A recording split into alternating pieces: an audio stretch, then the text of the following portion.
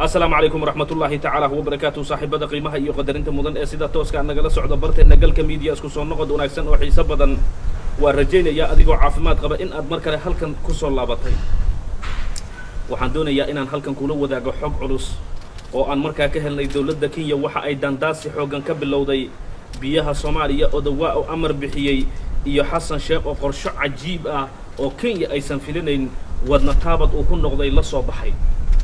haddaad shalay qofka aad ka filaysay inuusan wax qabad la imaan doonin way adag tahay in dhinaca aad adigu wax ka eegaysay uu ninka talaabadeeda ku dhaqaaqo dawladda Kenya waxay arrinka ku noqotay fallaar aysan filayn maxaa yeelay tii madaxweynihii hore Maxamed Cabdullaahi Farmaajo wax kasto uu ku sameeyo iyagu waxay u haayeen waxay ay filinayeen balse Xasan Sheekh oo wajiga u bedeshay tan uu ku sameeyay tan xilligan talaabada uu qaaday waxa ay yiraahdeen wadna taabad ayay nagu noqotay way nagu adkaatay dawladda Kenya markan talaabadeeda aad ayay u cuslaan doontaa daandaansiga ay bilowday xitaa odowa wuxuu yiri waxa uu shax ku bixiyay madaxweyne hadii aad doonayso inay shacabkan ku taageeraan ka ilaali dawladaha shisheeye odowa laga soo xigtay madaxweyne hadii aad doonayso in shacabkan ay noqdaan shacabkii sida farmaajo ugu heelan ay adiguna kugu heeladaan la dagaalan dawladdan Kenya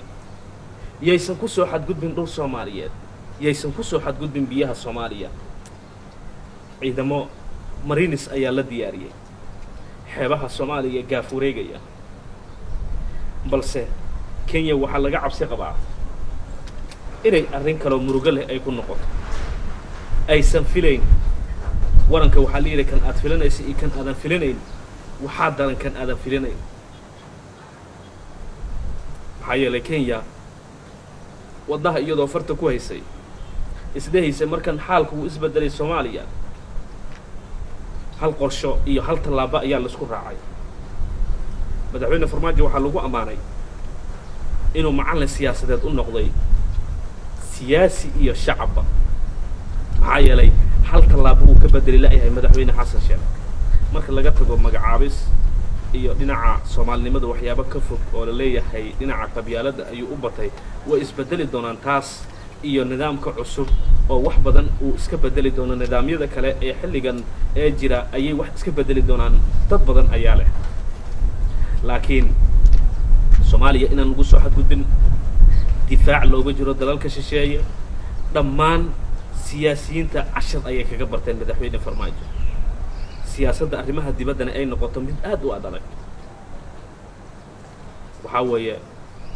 dhinacyo kala duwan ayaa warkan wax ay qireen in xaaladdu Kenya ay aad ugu culus tahay Kenya shacabka Soomaaliyeed sida ay u aaminsan yihiin oo ay kaga taagan yihiin inaysan Soomaaliya ku dhaxmilmin ayaa madaxdii laga soo xigtay xaalku waa uu ku adag yahay lama yaqaan sida ay wax noqon doonaan biyaha Soomaaliya waardi culus ayaa laga qabtay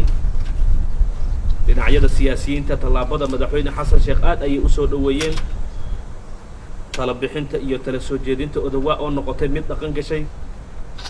xaalka dhinacyada iyo siyaasadda Soomaaliyeed indhaha ayaa lagu wada hayaa guud ahaan muuqaalka noo sheer galay haddii aad jeceshahay in dalkan aan lagu soo xadgudbin muuqaalka marka hore like saar siina share garay maxaa yeelay shareta iyo like-ta dad badan ayay gaarsiinaysaa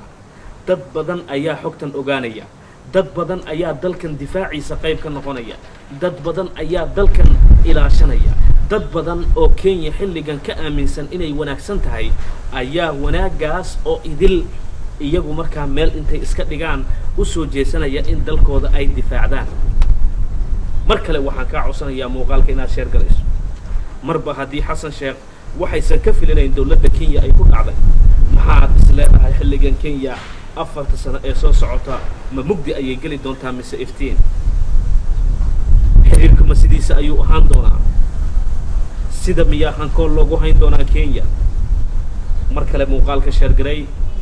cid allaale cidda aad hawshaas ama tallaabadaas aad ku bogaadinayso qaybta hoose igula wadaag tan iyo kulan dambe nabadgelyo saaxiibayaal